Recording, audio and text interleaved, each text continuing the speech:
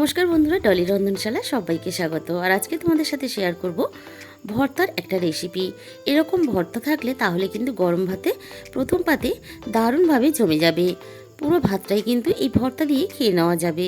আর এই ভর্তা বানানোর জন্য আমি কিছুটা শিম খুব ভালোভাবে পরিষ্কার করে কেটে ধুয়ে নিয়েছি। এবারে মিক্সির জারের মধ্যে আমি শিমগুলো দিয়ে দেব। আমি এখানে কাঁচা বানাচ্ছি, তোমরা যদি চাও কিন্তু এটা ভেজেও নিতে পারো। এবারে অল্প একটু আদা দিয়ে দিলাম ভাজা চীনাবাদাম। শুকনো কলায় অল্প একটু ছোলার ডাল ভেজে আমি এখানে দিয়ে দিলাম। অল্প পরিমাণে জল দিয়ে আমি এটাকে খুব ভালোভাবে পেস্ট বানিয়ে নিলাম।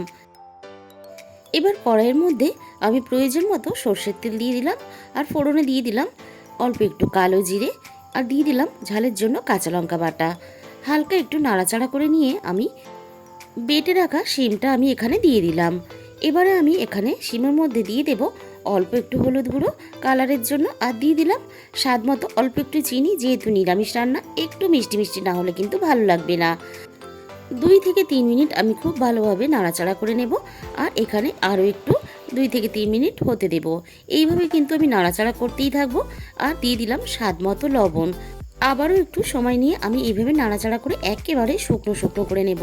দেখো এখানে আমার ভর্তাটা কিন্তু রেডি হয়ে গেছে। এবারে আমি এটাকে নামিয়ে নেব, এর থেকে বেশি আর শুকনো করবো না।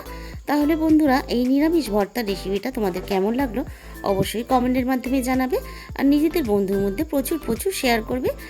আর আমার রেসিপিটা ভালো লাগলে অবশ্যই আমার চ্যানেলটাকে সাবস্ক্রাইব করো। তাহলে আজকে এই পর্যন্ত, দেখা হবে অন্য কোনো রেসিপির সাথে।